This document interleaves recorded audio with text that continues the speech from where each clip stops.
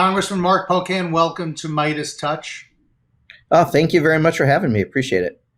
I'm Matt Littman. I'm going to interview you today. I promise I'm not going to make this too difficult on you, but let's talk about what's going on in your state. So polls came out this morning. CNN poll came out this morning. It's pretty close. Like right now, it looks like Kamala's ahead in some polls and not in some other polls. What are you seeing in Wisconsin?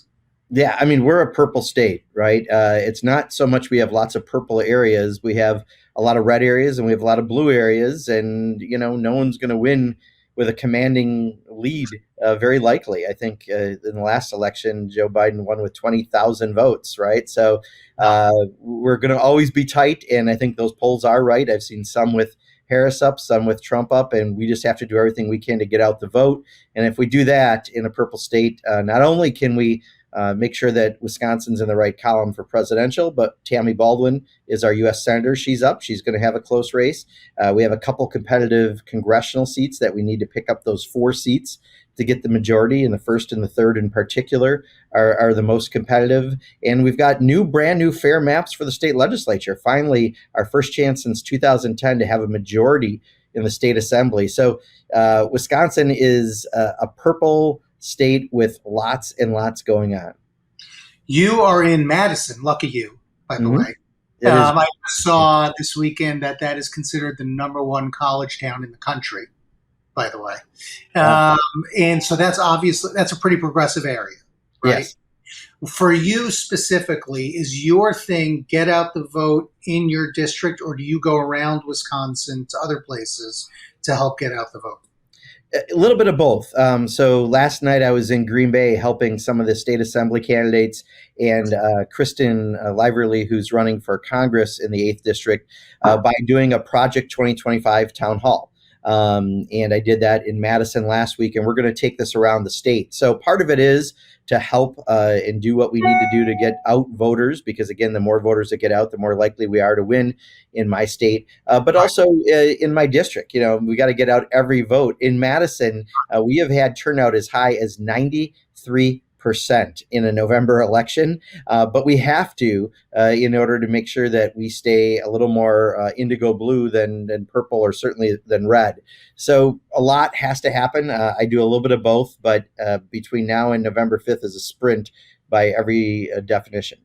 Right. So we have just over 2 months to go. It's crazy, that we really have to run through the tape this time. So for you, Wisconsin always seems to be ground zero for an incredibly intense amount of political activity. Yeah. For you, you're considered a progressive leader in your district. What's it like there? Is the district progressive? I think it is. You Yes. had a competitor this year that you're going to beat. But tell us a little bit about how your district is versus the rest of the state of Wisconsin. Yeah, so because we are gerrymandered at the federal level, and hopefully there'll be a lawsuit to challenge that, like we did with the state legislative maps. We're a purple state, right? Almost exactly 50-50, yet out of the 8 House seats, we have 2 Democratic and 6 Republican. Clearly, there's some gerrymandering going on. So my district is very Democratic. I think I get 69 or 70% of the vote. And, granted, I work it and I go around the district to try to earn that vote, but that gives me plenty of surplus that, quite honestly, Republicans have gerrymandered to make fewer districts Democratic. And I think a lawsuit would change a lot of that for our state. Well, here's a question for you, Congressman. So I'm guessing that to you, obviously, Democrats taking back the House, Congressman Jeffries becoming Speaker Jeffries, giant priority. To your district, I'm guessing nobody asks you about that, or very few people, right? So what comes up the most? You'd be surprised. Madison's a very political place. I mean, when I was on the county board, I had to have a foreign policy because people bring it up at doors, right? So a lot of people do understand that there are other congressional seats in Wisconsin that are important, and Tammy Baldwin's important to the U.S. Senate to get good policy done. So it is a very progressive district, and I think I represent it very similarly because I am very progressive, and I think we're connected well. I've been doing service here at the local, state, or federal level for 30 years. But, really it's making sure that we get the voters out. And we have actually Dane County in particular, which is the county Madison's in, has really high levels of turnout. And much of this I have to give credit to a Republican, former Governor Scott Walker. When he became governor, already he wanted to be president. He had a terribly failed presidential run, but by going after public employees and doing some things, we had that period of time that we refer to as the uprising back in 2010, where we had 40,000 people a day in the streets, 100,000 on weekends protesting his policies, and he helped us to make politics very much an active sport. So I have to give a tip of the hat to someone who unintentionally helped us get that kind of turnout, but we have to get that turnout to help make sure that we can deliver blue results for the state. I feel like Ron DeSantis's run was the son of Scott Walker's run. Yeah, neither one anyone would ever say is the sharpest crayon in a box of crayons, right? I think I served with DeSantis. In fact, it's a funny story, but one of the times in my freshman year, we had one of the many shutdowns that we had during that session in 13-14. And we were there on a Saturday night. And in fact, I think I was the night I was missing my deputy chief of staff's wedding because I was stuck at the Capitol and we were waiting as they were doing first show votes. But I was having a beer with Thomas Massey, who was across the hall, and another member, and I didn't remember who it was. And then my chief of staff said, that was Ron DeSantis. He was so forgettable as a member of Congress. I didn't even remember who I had a beer with that night while we were waiting to have the Republicans try to get something on the floor. So, he certainly does follow the mold of Scott Walker, not, one of the most impressive leaders in the Republican Party. No kidding. So what is the most important thing in your district? Obviously defeating Donald Trump, right? That's number one. Yeah. But issue-wise, what would you say is the thing that comes up the most? Yeah, I mean, Donald Trump, when I had town halls when he got elected, we had huge turnouts. People are very concerned about that politics and honestly, Project 2025. That's part of why I'm going around the state doing these town halls about it, because people really care about it and want to make sure that those things never become a law. We've seen some of that come through Scott Walker again. When part of Project 2025 says that you're going to ban public employee unions at the federal level. That's what Scott Walker did here. So that's part of what I'm trying to do and get done. But also they understand Tammy Baldwin, who used to represent this district and now is our senator. If she's not in the Senate, we may not have a majority in the Senate. So people are tuned in to politics, I would say at a little higher level than maybe most districts. I can tell you by the casework and constituent contacts we get, but I'm trying to make sure that I'm delivering to the results that they expect. When we say that you're one of the leaders in the progressive space, basically, is that unwieldy? Because I would think that there's a lot of room for disagreement amongst progressives, right? What do you think it is that people really agree on? If you say you're a progressive, what is it? What's the biggest thing that people agree on when we say you're a progressive?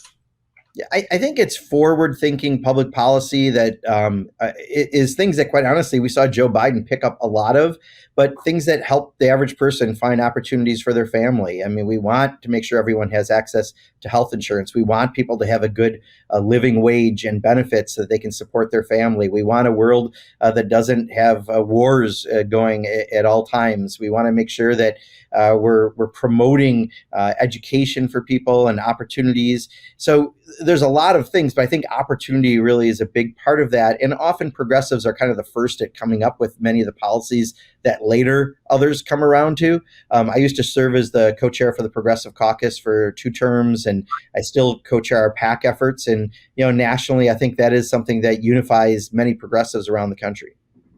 So I would say you mentioned Joe Biden. Correct me if I'm wrong, but before Biden dropped out, you came out, I think, and said that Biden should drop out. Is that right? Yes. And I'm sure you didn't want to do that. I'm sure, you probably I worked for Biden myself. You probably very much respected it, but saw the way things were going. Was it difficult for you at that time to make that statement?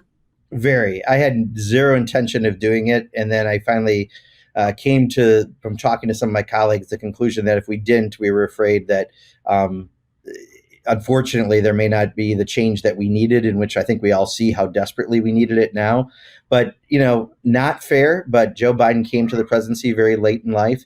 And unfortunately, that night of the debate was devastating. They didn't like either candidate. One of Right. those is still running on the Republican ticket, but we needed to make that change to really save the country. And Joe Biden did something that is pretty much unheard of by Washington standards. He put the country before his own personal ambitions and realized that he was a liability, unfortunately, due to perception of his age. And he did the right thing for the country. And I think he's going to go down not just for the many things he got done in the first 2 years of his presidency, from investing in infrastructure and the CHIPS and Science Act to make things in America, the Inflation Reduction Act to take on big pharma and address climate change, but also for the selflessness that he displayed.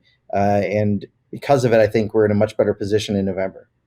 You're reminding me when you talk about the CHIPS Act, which was that I think it was Foxconn Yeah. was supposed to build a big facility in Wisconsin, right? It was maybe Paul Ryan's district. Yep. That ever happened? That was a big Donald Trump announcement a few years ago.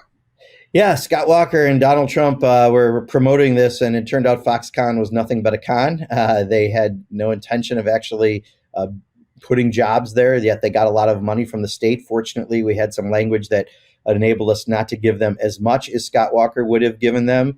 And just recently, we actually have something, thanks to the CHIPS and Science Act, that's going to create thousands and thousands of jobs in that facility. But it's been a long period of time that's just sat empty with empty promises and taxpayer dollars going to subsidize companies.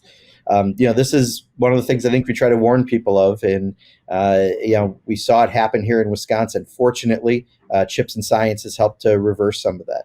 So to be clear, there was this giant announcement in the Trump administration that bringing all these jobs to Wisconsin, Foxconn, which is a foreign company, right? Yes. Yep. And they're bringing all these jobs in, and then basically it just didn't happen. Now, because of what's going on the Democratic side, on the progressive side, on the Joe Biden, Kamala Harris side, those jobs are coming to Wisconsin. Yes. Finally, after a decade of promises, because some of it started with Scott Walker even before Donald Trump was there, what he was going to do. But, this is the problem when you try to, just provide subsidies and take the low road economically. For a while, there was a period of time where states were bidding against each other to attract companies. At the end of the day, it was taxpayers subsidizing these big multinational companies, and we needed to stop that. And we had a group of progressive elected officials in the Midwest with the worst acronym I think out there, MPON, Midwest Progressive Elected Official Network, when I was in the state legislature, trying to fight those very ideas. Because if Minnesota's competing against Wisconsin, and we're all taking the low road economically by trying to subsidize the company to come across state lines, it doesn't make sense. And I think Scott Walker proved it, and Donald Trump proved it. And then just the opposite, it was Joe Biden and Kamala Harris proving how you can actually create those jobs without having to do that. Right. So that, by the way, that was a huge story at the time. I just have one last question for you before you go, Congressman, which is, you don't have to convince people in Madison to support you, Democratic candidates, basically. It's a question of get out the vote. But when you're not in Madison, how do you convince those people who, believe it or not, are still sitting on the fence or might not vote? How do you convince them? Is it a pro-Kamala pitch or more of an anti-Trump pitch? I'll tell you, prior to Joe Biden dropping out, there was a lot of nervousness that Donald Trump could get elected and what he could do with his Project 2025. Now it's enthusiasm and optimism. And so, honestly, I think, people just the whole, your shoulders relaxed, you're out now doing it in a joyous way, which I love the idea that joy is the word of the campaign. And you really are seeing it in the volunteers that are out there. So I think this is really a positive energy right now that people have. It's a much better way to win elections. And in Wisconsin, we're going to do everything we can to make sure that, Donald Trump does not bring Project 2025 to any kind of reality. You're making me feel optimistic about Wisconsin. I have to be honest, I need it. These races are so tight. It's all about this get out the vote effort. Yeah, Right. and in Wisconsin, we have, I think, the best Democratic Party operation in the country. Ben Wickler is our party chair, who used to be the political director at Move On, and he knows what he's doing. And it's great to have that kind of infrastructure in a swing state. Thank you, Congressman. 2nd District, Madison, Wisconsin, the greatest college town in the United States. Thank you for joining us. Thank you for being on MeidasTouch today, Congressman. Yeah, thank you so much. Appreciate it. Love this video? Make sure you stay up to date on the latest breaking news and all things Meidas by signing up to the MeidasTouch newsletter at MeidasTouch.com/newsletter.